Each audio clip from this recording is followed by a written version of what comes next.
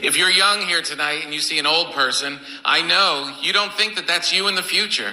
You look at an old person, that's not you in the future. That's like looking at a sequoia tree or a unicorn. But it is going to be you one day before you know it. And if you're older and you look at a young person and you think, I still look like that. You don't. You don't. Good morning. It's Thursday, Dark Triad Thursday, April the 16th, and this is The True Conservative. Welcome to all the butchers, bakers, and candlestick makers out there. I'm Ron, your host, and the only true conservative in the United States today. So today, after the Serenity Prayer and the patriotic song of the day, we will have Varney and Company, meditation, motivation, and the Dark Triad. All that and more when I get back.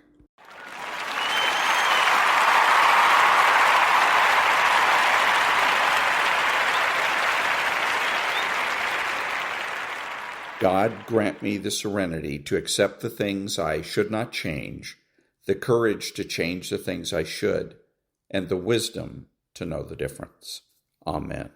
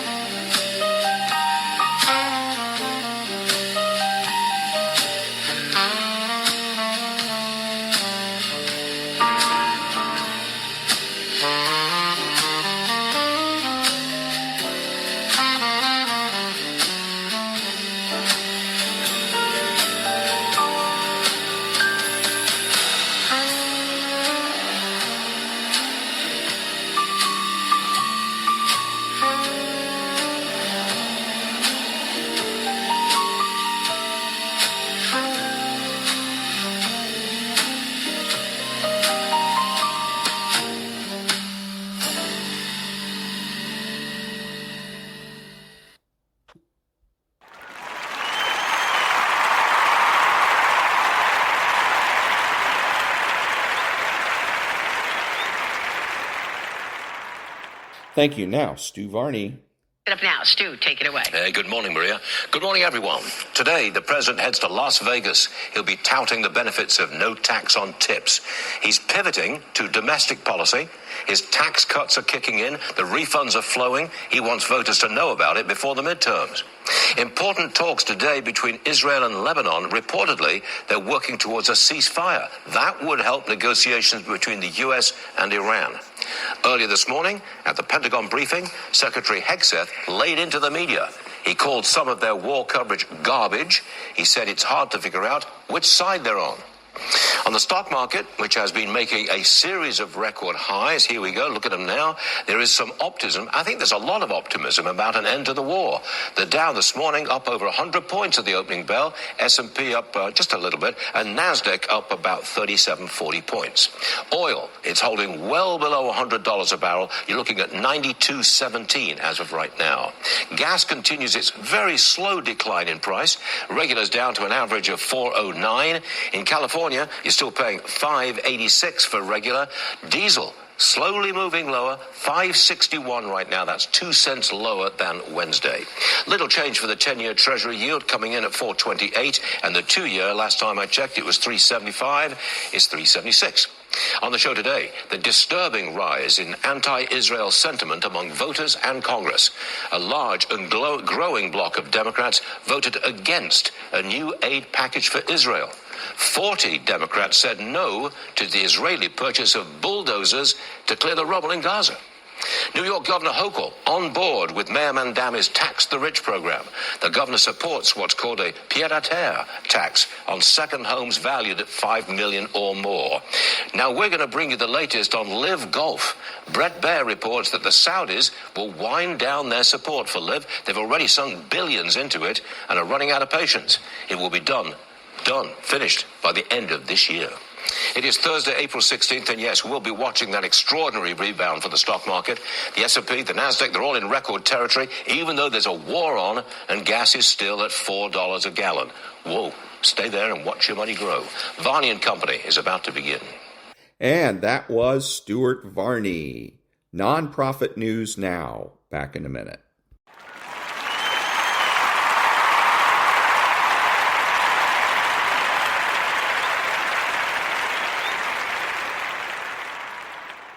Thank you. It is reclaiming agency in a dynamic designed to erode it. It's protecting the self from further injury. The challenge for the conservative lies in maintaining this stance without succumbing to guilt or fear. The bad Democrats' reactions may trigger old patterns of responsibility and caretaking. The conservative may feel compelled to explain, to justify, to soothe. But in doing so, they step back into the cycle. True healing requires steadfastness in silence and distance. In this way, silence and distance become tools of transformation. They enable the conservative to dismantle the toxic dynamic from within without confrontation or escalation. They allow for the slow but sure restoration of selfhood, the rebuilding of boundaries, confidence, and inner peace. And in that space, the conservative can finally reclaim the freedom that was stolen by years of manipulation and control. Freedom begins where illusion ends. This is a profound truth that underpins the journey. For anyone who's been entangled with a bad Democrat, especially the conservative who has long been caught in the web of distorted reality, bad Democrats are masters of illusion. Illusions about themselves, about the world, and about the people they manipulate. They craft narratives that serve their needs, obscuring the truth and bending perception to maintain control. For the conservative, freedom is only possible when these illusions are shattered, when the fog of deception clears and the stark light of reality shines through. Illusion is a powerful force because it offers a seductive comfort. It allows the conservative to hold on, to hope, to believe in the possibility of change, to rationalize the contradictions and inconsistencies in the bad Democrats' behavior. It's easier to imagine that the abuse is temporary, that the cruelty masks pain, that respect will ultimately prevail. These illusions function as a psychological shield protecting the conservative from the unbearable weight of reality. But they are also chains binding the conservative to a cycle of suffering. The bad Democrats' illusions are not random or accidental. They are meticulously constructed and maintained through manipulation and deceit. Gaslighting is a key tool in this process, a technique designed to make the conservative question their own memories, perceptions, and sanity. The bad Democrat rewrites history, denies facts, and invalidates feelings. Over time, the conservative internalizes these distortions. Losing sight of their own truth, conservatives begin to live in a parallel reality where their self-worth is contingent on the bad Democrats' narrative. Breaking free from this illusion requires immense courage and self-awareness. It means facing the painful truth that they are not what they seem. It means acknowledging that the patience the conservative has poured into the relationship was met with exploitation rather than reciprocity. This recognition is devastating, but it is also liberating. It clears the path for authentic healing and growth. When the illusion ends, the conservative begins to reclaim their autonomy. They see themselves not as a reflection of the bad Democrats' needs, but as a whole complex individual deserving of respect. They learn to trust their own perceptions and feelings again, no longer doubting themselves to maintain peace. This shift is fundamental to freedom because it restores the conservative's internal compass, the ability to navigate life based on reality rather than fantasy.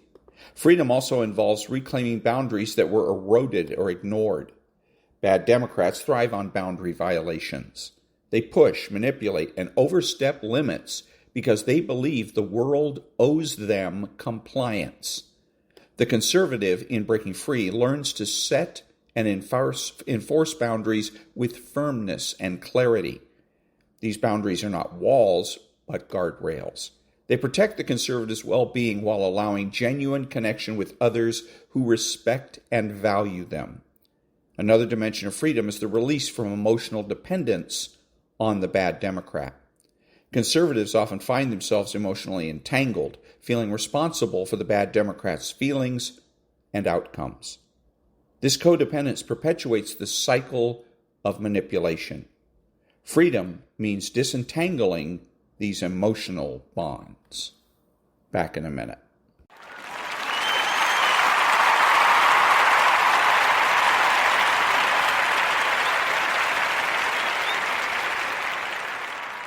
Thank you. Now, Dr. Berg.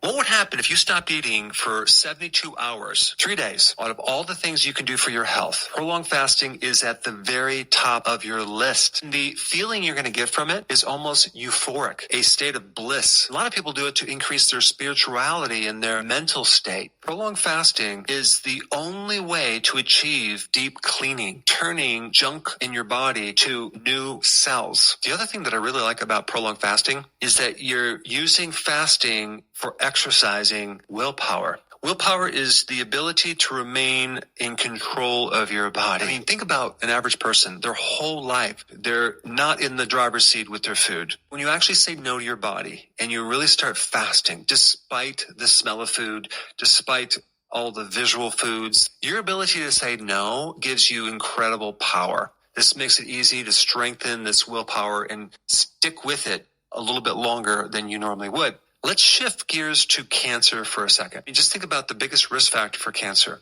It's age. As you get older, your risk for cancer goes up. Why? Because of the accumulated damage in your cells.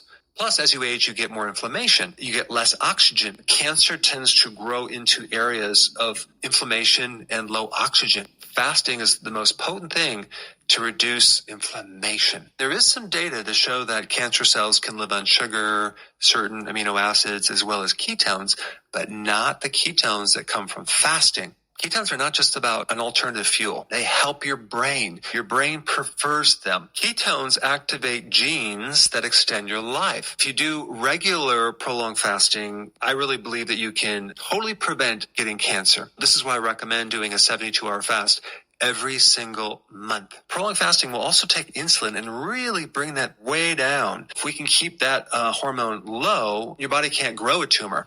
It's in a recycling, cleaning, cleansing mode. If we increase more oxygen, we can also reduce the risk of cancer, and that would be exercise, right? So this is why it's so important to also, while you're doing this prolonged fasting, go on long walks, get a lot of oxygen. Growth hormone also majorly goes up when you're doing fasting. Growth hormone helps you burn fat, but it also helps you preserve your muscles. Now let's switch to some practical tips with fasting. 1 or 2 days before the fast, you want to increase your fat to make it really easy to transition from glucose to actual burning fat. You also want to be doing intermittent fasting for a while before you try a prolonged fast. The other thing that's really important is electrolytes. I'm talking about potassium, magnesium, and sodium chloride in the form of sea salts. Supplements, and especially electrolytes, will not break your fast. One of the biggest problems with people that do prolonged fasting and don't feel very good is they're not having enough sea salt. And so they get keto flu, cramps, weakness in the muscle. How do you get this sea salt when you're fasting if you're not eating anything? You're going to have to take 1 to 1.5 to even 2 teaspoons of sea salt. Take a little bit and dissolve it in water. I might add lemon to it. I might also add sea salt to my coffee. The other really important thing is once you're done with this fast, when you transition into a meal, do not make this mistake. Don't start consuming anything sweet or carbohydrate. What you want to consume is just a little bit of sauerkraut, fermented vegetables, an egg, or some bone broth is really good. Because sometimes all it takes is a little bit of protein, get you back to where you need to be. Wait for a few hours and eat a little bit more. Your digestive system has gone to sleep and you have to wake it up slowly. You don't want to wake it up with carbohydrates. The reason why people don't feel good when they do prolonged fast is either they don't have enough sea salt or they haven't adapted to it gradually beforehand by doing regular intermittent fasting, or they just need more protein. You may have heard this story in another video, but I had this gentleman who reached out to me and he said, you might want to do a video on my story. He was very, very depressed. He was suicidal. He wanted to kill himself. So he locked himself in his room for a few days and just wanted to starve himself to death. Laid in his bed and just said, I'm not going to eat or drink anything. By day 3, he was feeling incredible, happy. Mind was working. He's like, well, why do I feel so good? So he goes on his computer and he discovered the benefits of fasting from my video, and it changed his whole life around. Another thing that can happen is if you have a tendency to get gallstones, you may generate a bit more bile sludge. The antidote is something called TUDCA, which is a very special type of bile salt that keeps the bile thinned and flowing through the ducts. Take 2 TUDCA twice a day. If you're pregnant, if you're lactating, I don't recommend you do prolonged fasting. I also did a video on a group of, I think it was 5 to 7 people. 1 or 2 of these people had diabetes type 1. And they wanted to do an experiment where they did exercise. They ran 20 miles every single day for 5 days in a row. They wanted to prove that a diabetic type 1 could handle doing 5 marathons in a row. But that wasn't the interesting thing about this story. It's that they not only ran 20 miles a day for 5 days, they also fasted. Yes, fasted for 5 days. What's really interesting is that they didn't get a lot of soreness. Why? Because the anti-inflammatory effects from the fasting sky high. I just want to put this out there just to show you, you can actually exercise and also fast at the same time, even if someone has a health problem. But of course, I'm not recommending it unless you check with your doctor. You now know the power of fasting in this part 2. And that was Dr. Berg. Back in a minute.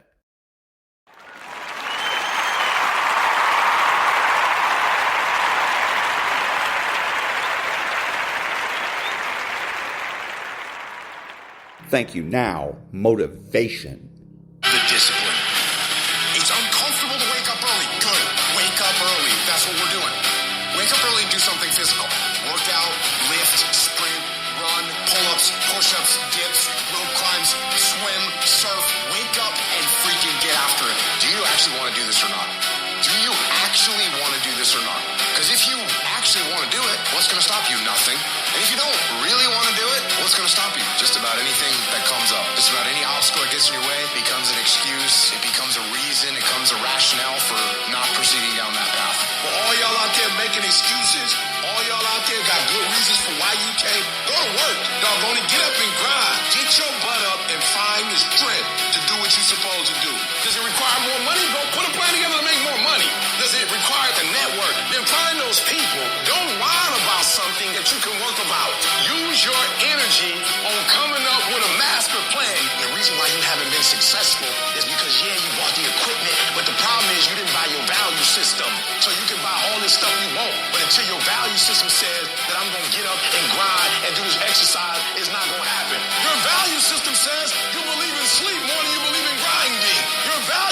says you are a consumer and not a producer. I gotta man up and go 120. I don't want to hear no excuses. Shut up. While you were talking about what you don't like, you're wasting time from the grind. If you really want the reward, put in the work, put in the reps. It might take 10 reps, 20 reps, 30, 100 reps. It might take 1,000. It may take 10,000. Who cares? Just keep putting in the reps. And after you keep putting the reps, put in some more reps. And then guess what? If you put in the reps, and you put in the reps in the right way, and you put in enough reps, and you make the sacrifices, you will wake up one day, and that rep will turn into a reward. You've got to raise your standards. You have to take the shoulds in your life and make them musts. As long as it's a should, you'll do it when it's convenient, and convenience does not create consistency. And if you're good at anything, you're consistent. It's consistency that makes a relationship work. It's consistency that will give you financial independence, not being good for a while with your investments or being good for a while in your earnings. It's consistency. And the only way to get that is to have a standard, a must. If every day you demanded more for yourself than anyone else could expect of you, if it wasn't the standards of what other people think, but it was the standards of what you were capable of, if that was the must for you, not the should, then would you eat differently today? Would you work differently? Would you focus differently? Even though you're exhausted and tired, you're going to be that passionate, that committed. If that was a must, to be your absolute best every single day, to have a higher demand on yourself, what could your life be like? We'll find out. You know that you've got the power within you to make the difference. This force, this power, this energy that you have, that's more powerful than anything that can ever happen to you. And that was motivating. Back in a minute.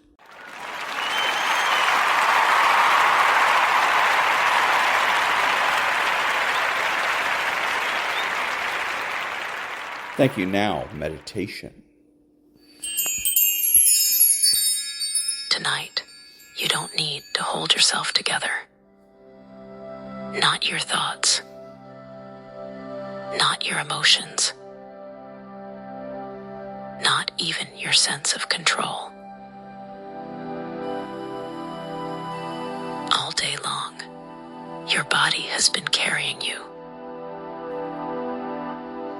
through conversations, decisions, tensions you noticed, and many you didn't. And yet here you are, breathing, arriving, still held. There is a quiet intelligence within you that knows how to soften, if only you let it. Rest is not something you earn. It is something you return to. So tonight, allow yourself to come back. Not to who you need to be tomorrow, but to who you are beneath the effort.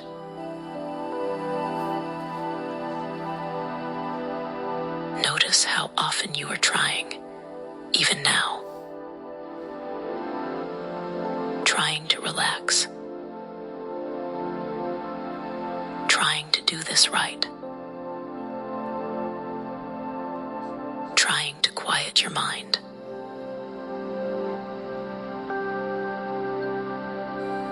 Gently release even that. Because the body does not need instructions to rest. It needs permission. What if nothing was required of you in this moment? What if your only role was to let go layer by layer?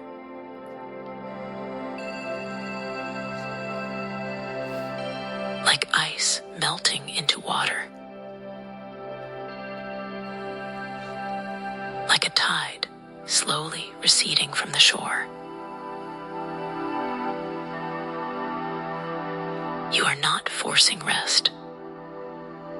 You are allowing it. And your body has been waiting for this moment all day.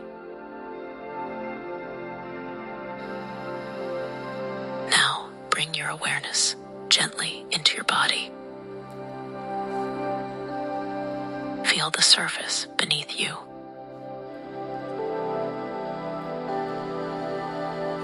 Supporting your weight completely.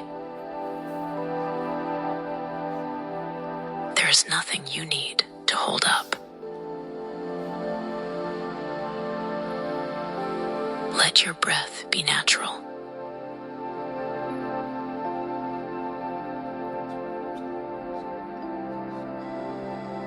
Unchanged. Easy.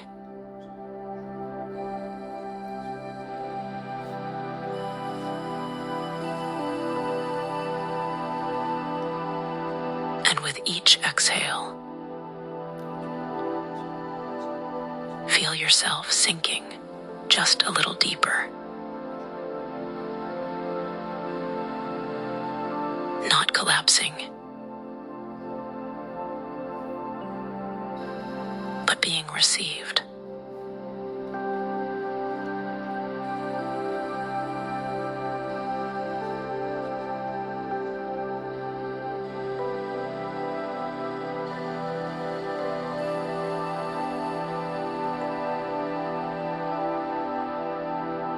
Bring your awareness to your forehead. Soften it,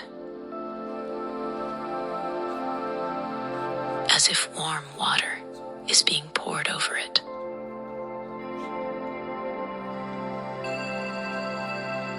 Let your eyebrows unclench. Your eyes rest heavy in their sockets.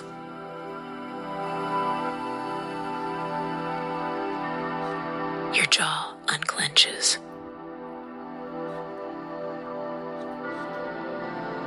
Your tongue rests gently.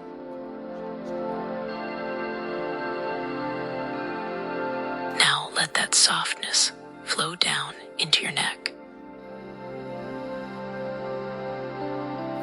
Your shoulders. These shoulders have carried so much today. Let them drop. Let them release their weight. No holding. No bracing. Just melting. Let this softening move into your arms. Down through your upper arms.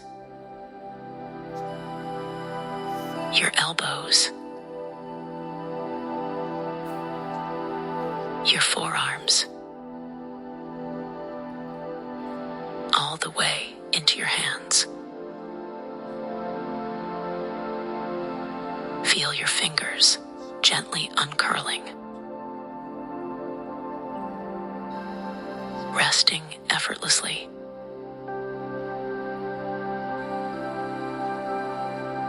Now bring awareness to your chest. Let your breath move naturally here. No need to deepen it. Just allow space. Your heart can rest too. Your upper back widens and softens, as if the whole upper body is gently dissolving into stillness.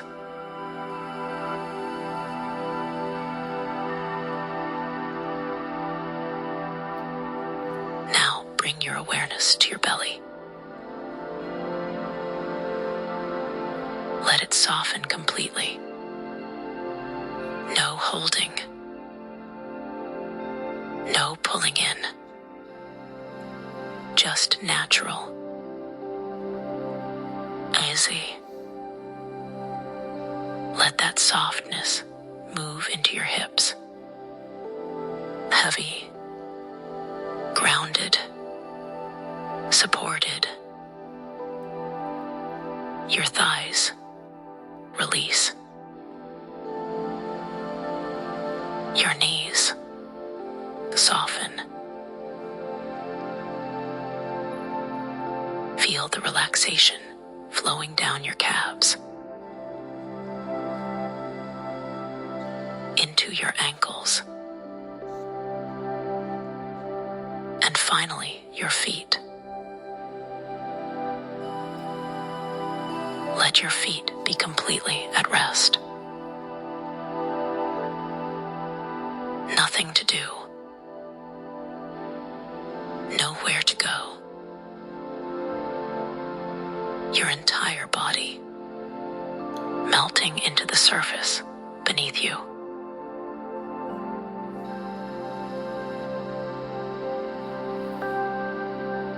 Feel your whole body now. Soft, heavy, effortless, as if you are being held by something gentle and steady. There is nothing left to manage.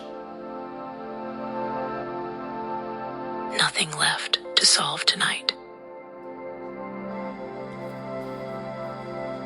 Just this moment. And the quiet rhythm of your breath.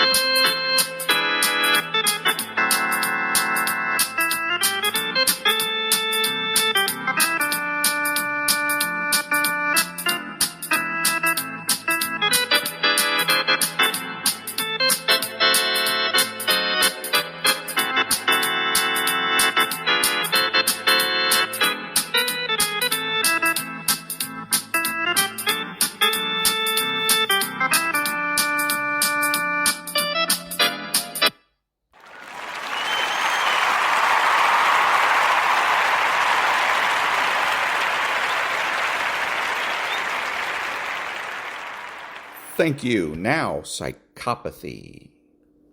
Maybe you've been hearing the term gaslighting more and more nowadays. But what does it actually mean? Well, gaslighting is a form of psychological abuse and manipulation that can lead to the victim questioning their judgments and reality. As you can already imagine, this can be detrimental to the health of others. Has anyone ever told you something like, "That's not how normal people act. You're imagining things," or "You're acting out"? These are all phrases used by people who may just be gaslighting you into confusing you about how you feel, think, or behave, in order to manipulate you into doing something they want. Gaslighting can be a weapon used by many for psychological manipulation. After all, if you can't believe yourself, who can you believe? So here are 6 types of gaslighting to be aware of. Number 1, questioning your mental well-being. It's no surprise that someone who wants to manipulate you will try to make you question your overall mental state. The aggressor may ask you questions such as, "Do you hear yourself?" Or, "You know you sound crazy right now, right?" Using these sorts of terms to destabilize your self-confidence allows the aggressor to play you into their hands by convincing you that there is something wrong with you, or that you aren't in your right mind. This can be one of the most direct types of gaslighting that others may use in order to make you more unsure of yourself, leaving your own ideas and thoughts in question. It can be intimidating and scary to face these sorts of people, especially if your self-esteem is low. Number 2, playing the victim. Gaslighting isn't always about directly fooling or blaming others. Sometimes others can fake being overly hurt or upset by things that you say. Do you ever talk to someone about something they did that hurt you only for them to fall apart? They may use different types of behaviors to make you feel bad about approaching them about your feelings, such as making threats to themselves or others, crying, or even going as far as to shut you out or cut you off. This type of gaslighting is usually used because the person is trying to avoid issuing an apology to you or acknowledging your feelings in an honest manner. If it seems as though every time you try to speak to someone about their behavior, you leave the conversation feeling bad for them instead of feeling like you had an honest conversation, you may be experiencing a type of victim-playing gaslighting. Number 3, rewriting your memory. Do you ever feel as though you can't remember anything the right way when you're talking to that one person in particular? Maybe you could have sworn that you remembered the way they acted that one time, or they're constantly repeating behaviors that make you uncomfortable. But whenever you confront them, they question your memory. They cause feelings of anxiety or doubt about your own memory and may use this as a backdoor to your self-confidence and emotions. Confusing and disorienting a person and causing them to question their own memory allows gaslighters to place false memories or try to assume control over how you should think. This is another instance of gaslighting which can be hard to identify, but the intentions behind these words speak volumes. If someone is attempting to help you remember where you left your keys before work or trying to remind you of important tasks, chances are that they may be trying to be helpful. But your memory being brought into question about your feelings or issues is something you should be careful of. Number 4, I'm the only one you can trust. Although someone may not say something of this nature directly to you, sometimes actions can speak louder than words. It's a scary concept to think that gaslighters may coerce others into thinking that the gaslighter is the only person that they have, but it may be more common than you think. If the gaslighter can trick you into believing that they are the only one looking out for you, or that they are the only person who will tell you the truth, it can be a sign of manipulation. Terms such as, "Why would you listen to them?" or "You believe them over me?" may come to mind when thinking about these sorts of people. When this type of person is able to pull you away from other people's help, they can oftentimes make you feel as though they are helping you, when in reality they are likely the ones causing much of the anxiety and stress in your life. It can feel like walking on eggshells around them, even though they are supposed to be the one looking out for you. Number 5, minimizing your feelings or issues. Has anyone ever made you think that your feelings are too intense or your emotions are too powerful? Maybe they tell you that you should calm down, or that something isn't really that big of a deal. This is a powerful type of gaslighting, which can hinder you from expressing yourself and your feelings. You may start to notice that you feel reluctant or even anxious to share how you feel with others, and start to internalize your own issues. Gaslighters may use phrases like, "I didn't hurt you that badly, you're overreacting," or "I didn't raise my voice, you're just misinterpreting things," or "You're just too sensitive and overreacting." Gaslighters use these phrases to manipulate the situation and make you seem like the problem. Suppressing the emotions of others instead of having an honest conversation is a primary way that gaslighters can get the upper hand. Feelings are how we respond to situations, both positive and negative, which gives us an idea on how to handle the situation. So trust your feelings.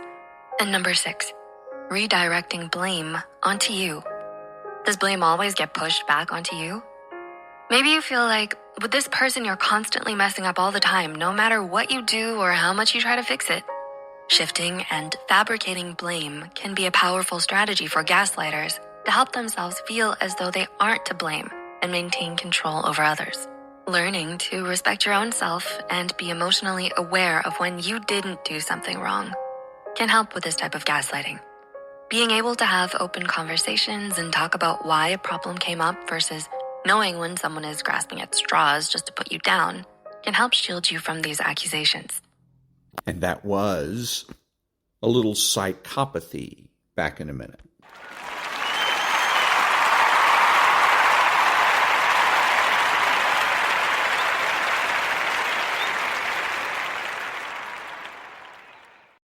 Thank you. This is Ron, your host, the only true conservative in the United States today, bidding adios to all the butchers, bakers, and candlestick makers out there, and reminding you that you're not neutral and that the government has no rights.